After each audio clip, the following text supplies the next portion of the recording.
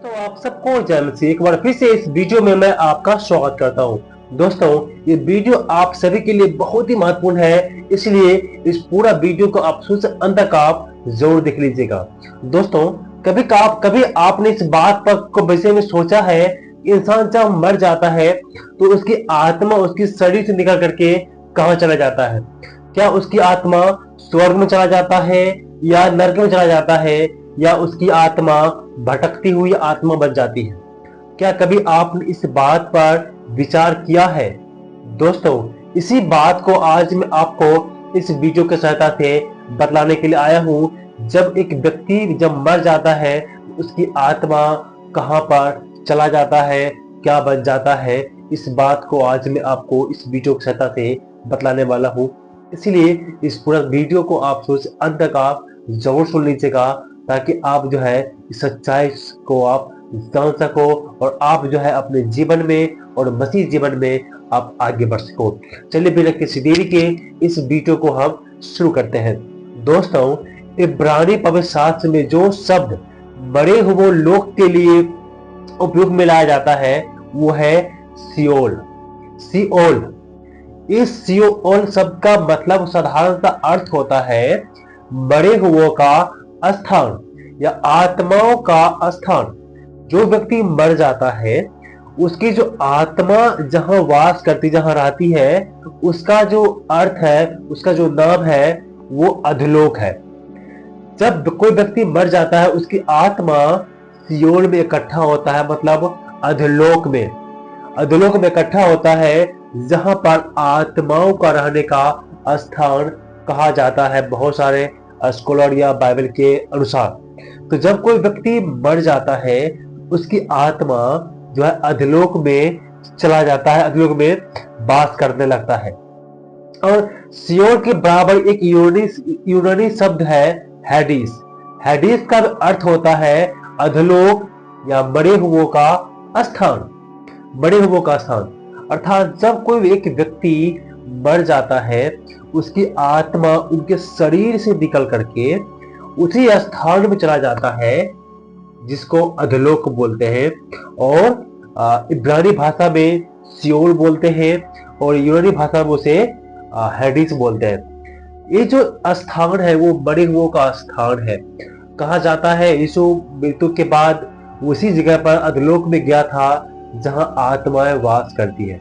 ये जो अधोलोक है वो अस्थाई जगह है, और जितने भी व्यक्ति मरता है, अपने शरीर को त्याग करता है, और जितने लोग मर गया है वो जो है इसी जगह में जाकर के वो वास करने लगता है, वहां पर वो रहने लगता है। और ये जो अधोलोक है वो अस्थाई जगह है, और वहां जो आत्माएं वास करती है वो यीशु के जब अंतिम पुनरुत्थान होगा, न्याय के समय की प्रतीक्षा करता है। वहां पर वो न्याय के लिए वो प्रतीक्षा करता है। और आप जो सोचते होंगे कोई भूत बन जाता है, कोई भड़कने लगता है, ऐसी बातें नहीं है। जितना भी आत्माएं जो है शरीर छोड़ती है वो सारा आत्माएं अधोलोक में जाकर के वास करता है।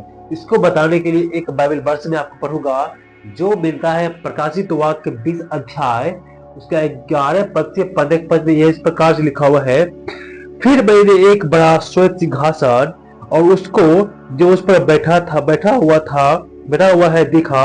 उसके सामने से पृथ्वी और आकाश भाग गए और उसके लिए जगह न मिली। फिर मैंने छोटे बड़े सब मरे हुए को सिंहासन के सामने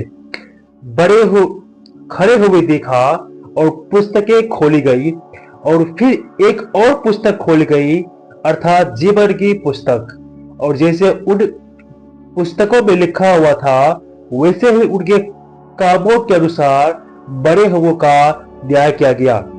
समुद्र ने उन मरे हुओं को जो उसमें थे दे दिया, और मृत्यु और अधोलोक ने उन मरे हुओं को जो उसमें थे दे दिए, और उनमें से हर एक के कामों के अनुसार उसका न्याय किया गया। और मृत्यु और अधोलोक आग की झील में डाल दिए गए।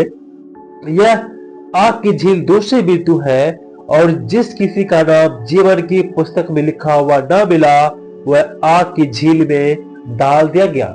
यहाँ पर बाइबल वर्स क्लियर बताता है कि जो अधलोक में जितनी भी आत्माएं वास कर रही है, पृथ्वी के पास है, पानी के पास है, अधलोक में है, जितनी भी आत्माएं वहां पर है, वो सारी आत्माएं जो है वो कहाँ चला गई? परमेश्वर की जो सिंहासन है वहां पर घुटने टेके हुए हैं न्याय पाने के लिए, और सबको अपने कर्म के अनुसार न्याय किया गया। और जिस किसी का भी जीवन की पुस्तक में नाम लिखा हुआ न मिला, उसे आग की झील में डाल दिया गया, जहां रोना और दांतों का पीसना होता है, और वह दूसरी मृत्यु है। इसलिए जब कोई मरता है तो उसकी आत्मा जो है, जब आप डीपली अध्ययन करेंगे इस बात को, तो आप ये सीख पाएंगे, जब कोई व्यक्ति मरता है तो उसकी जो आत्मा है एक लंबी सुरंग से, मान लो कुआं की तरह आकार है, लंबी सुरंग से एक लंबी यात्रा करता है, और बहुत लंबा यात्रा करने के बाद वो जो आत्मा है वो हेडिस में पहुंचता है, अर्थात अधलोक में पहुंचता है। और वो अधलोक वो जगह है जहां पर वो निवास करता है अंतिम पुनरुत्थान तक, अर्थात जब तक उसका न्याय नहीं किया जाएगा तब तक वो आत्मा वहां पर इंतजार करती है।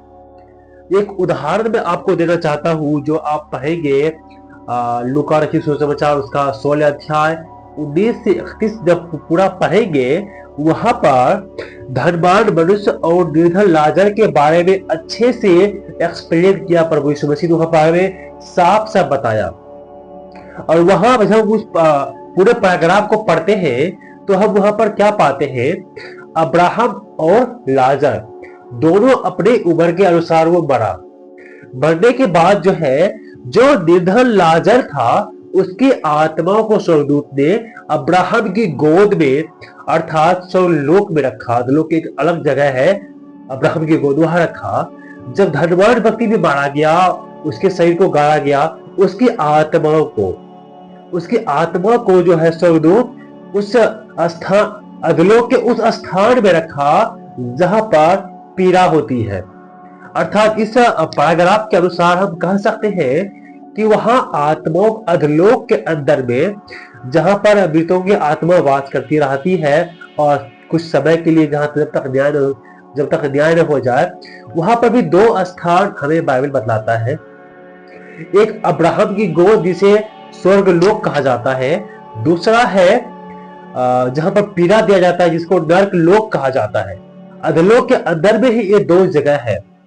अर्थात जो व्यक्ति प्रभु में विश्वास करके, अपने कर्म को सुधार करके, अपने पाप को क्षमा करके, जो वचन के पर चलते हुए अपने शरीर का त्याग करता है, वैसे व्यक्ति, वचन तो सबको सुनता है, बहुत लोग सुनता है, लेकिन उस पर विश्वास कम लोग करता है। जो लोग विश्वास करते करते जो मर गए, अपने शरीर को छोड़ा है, उसकी आत्मा जो है, ये जहां लाजर की आत्मा अब्राहम की गोद में गया है, वहां पर जाता है रहने के लिए। और जो लोग विश्वास नहीं करता है, जो अन्य जाति से आते हैं, उनकी आत्मा वहां पर बाइबल में बतलाता है, जो विश्वास नहीं करता उसकी आत्मा भी अधलोक में ही जाती है, अधलोक में ही जाता है, लेकिन अधलोक के उस क्षेत्र में जाता है जहां पर पीड़ा होती है, जहां पर आग का तपन उसे महसूस होता है। क्योंकि यहाँ पर धनवान व्यक्ति साफ साफ बताता है कि बोलता है कि हे अब्राहम, हे पिता, इस लाजर को मेरे पास भेज दीजिए, क्योंकि मैं यहाँ ज्वाला में तड़प रहा हूं। एक बूंद पानी का, उंगली डुबाकर एक बूंद पानी मुझे जी पर डालेगा तो मुझे ठंडक मिलेगी। तो अब्राहम वहां से परमेश्वर क्या आवाज देता है कि हे पुत्र, याद करो तो अपने जीवन में हमेशा अच्छी वस्तु पाया है और लाजर बुरी वस्तु है। तो वही जो धनवान व्यक्ति है परमेश्वर से फिर विनती करता है, हे परमेश्वर, जिस प्रकार से मैं जीवन बिता रहा था और यहाँ आ गया पीड़ा में, उसी प्रकार से मेरे भी 5 भाई हैं, वो भी जीवन को बिता रहा है। इस लाजर को आप मेरे पास नहीं भेजते कोई बात नहीं, लेकिन इस लाजर को उनके पास भेज दीजिए ताकि वो अपने जीवन को सुधार सके, कहीं वो भी मेरे पास आकर के इस पीड़ा में तड़पने लगे। तो स्वर्ग से क्या आवाज आए कि हे पुत्र, उसके पास में भविष्यवक्ताओं का पुस्तक है, वो उस पर विश्वास करें। इसलिए आज जो कोई भी वचन को सुनता है, विश्वास नहीं करता है, अधोलोक के उस भाग में जाएगा जहां पर उसे पीड़ा का एहसास होगा, जलन की एहसास होगा। लेकिन अगर आप अपने पाप से पछताव करते हैं, अपनी गलती को सुधारते हैं, आपकी आदत स्वभाव सब अच्छा हो जाता है, तब आप शरीर को छोड़ते हैं कि आपकी आत्मा अधोलोक के उस जगह पर जाएगा जहां पर आप शांतिपूर्वक रह सकते हैं।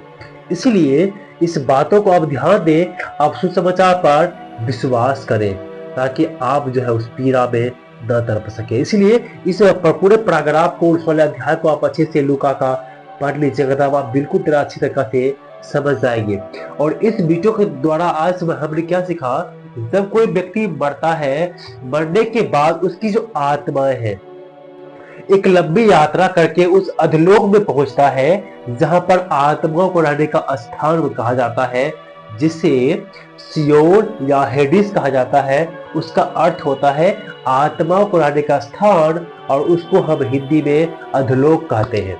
अधोलोक में वास करती है जब तक उसका न्याय न हो जाए, जब तक उसका न्याय न हो जाए। इसीलिए जब अंतिम न्याय होगा तो वही अधोलोक में जितनी आत्माएं हैं वो सारी आत्माओं को न्याय किया जाएगा अपने कर्म के अनुसार पर, उसके विश्वास, उसके स्वभाव के अनुसार उसका न्याय किया जाएगा। उसके बाद वहां से वो स्वर्ग और नरक में वो जाएगा। ये था आज का वीडियो। मैं उम्मीद करता हूं कि इस वीडियो द्वारा परमेश्वर आप सबको आशीष दिया होगा। अगर ये वीडियो आपको पसंद आया है तो हमारे चैनल को सब्सक्राइब करके ये वीडियो एक दो दोस्त को आप जरूर भेज दीजिएगा ताकि उसे भी ये जानकारी मिल सके।